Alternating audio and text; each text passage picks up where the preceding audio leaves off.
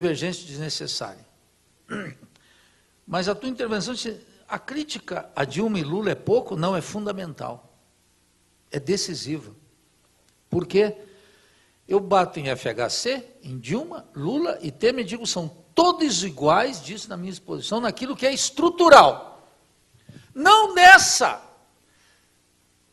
nesse tráfico com a dor do povo brasileiro, que é esses programas de Bolsa Família. Essa digestão moral da pobreza que a elite topou, sabe por quê, Sérgio? Porque era barato dar 0,47% do PIB para o Bolsa Família, enquanto dedicava 10% do PIB para o rentismo. A elite sorriu, Sérgio. Gostou do Lulinha Paz e Amor e da Dilminha ex-guerrilheira. Sabe por que gostou? Porque eles estavam supostamente acabando com a pobreza, sem tocar no poder e na propriedade. Ficou bom.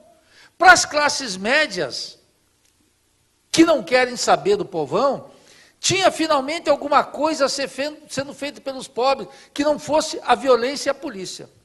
Se revogava o Washington Luiz, a questão social é uma questão de polícia. E começava a dar a migalha, a caridade cristã, que é bom na igreja. Aliás, diga-se de passagem, nem na igreja, porque o Papa Francisco Bergoglio, na missa de Santa Cruz de la Sierra, colocou claramente que o problema é o capitalismo. Quer dizer que o Bolsa Família não dá nem para reclamar para o bispo, porque o bispo já está dizendo que o problema é o capitalismo. O Papa está na frente de muito cientista social que fica defendendo caridade cristã com a dor do povo. Porque esses programas não têm nem sequer a experiência que teve na Venezuela. Quero colocar aqui para vocês, as missões na Venezuela, como teve na Bolívia e no Equador, erradicou, por exemplo, o analfabetismo. Os círculos bolivarianos que estavam com os programas sociais tinham que trabalhar a Constituição. Eram mobilizados a partir de um programa de transformação social, que é o que tem que ser. E não a prestaçãozinha na Caixa Econômica e o curral eleitoral, que foi o que sobrou.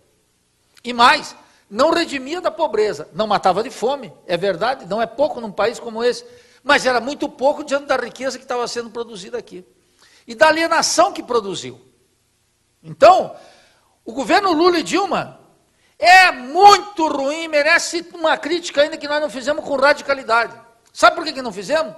Porque já estamos pavimentando de novo o acordinho, o Lula reproduzindo a mesma mentirada, o mesmo engodo, as mesmas alianças, salvando o sistema político.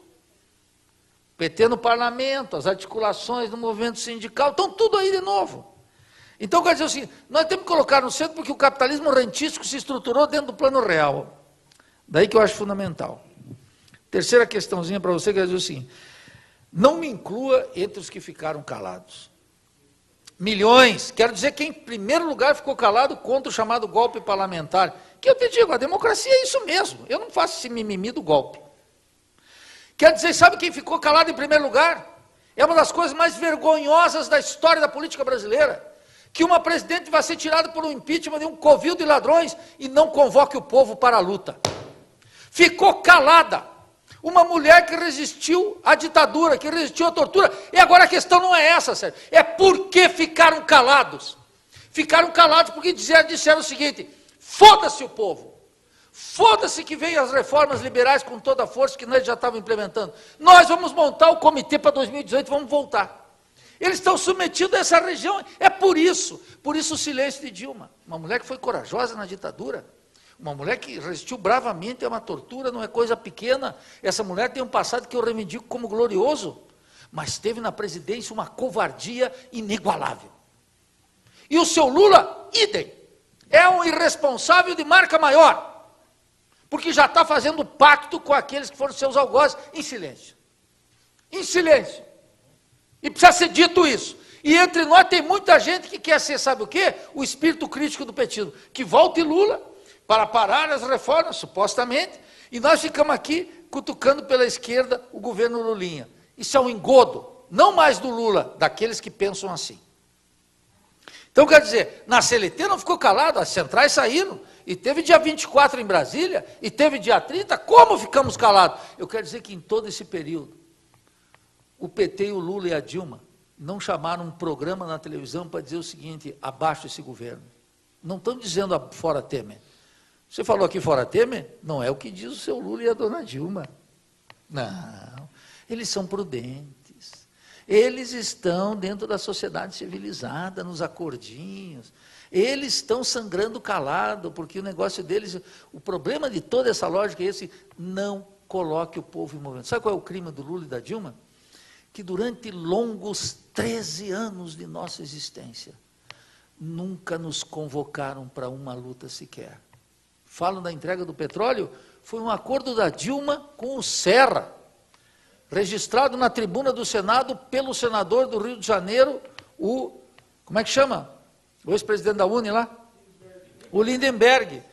Deu 33-31. Humberto Costa não foi votar, Lídice da Mata não compareceu, o líder do governo não vai, 33-31, o Lindenberg sobe na tribuna e diz, afinal, o governo está do nosso lado ou não? Há acordo entre Dilma e Serra, não coloquem na culpa daquele office boy dos Estados Unidos, que é o José Serra, porque a dona Dilma foi cúmplice desse crime da entrega do pré-sal. Está tudo claro registrado, não me venham com mentiradas.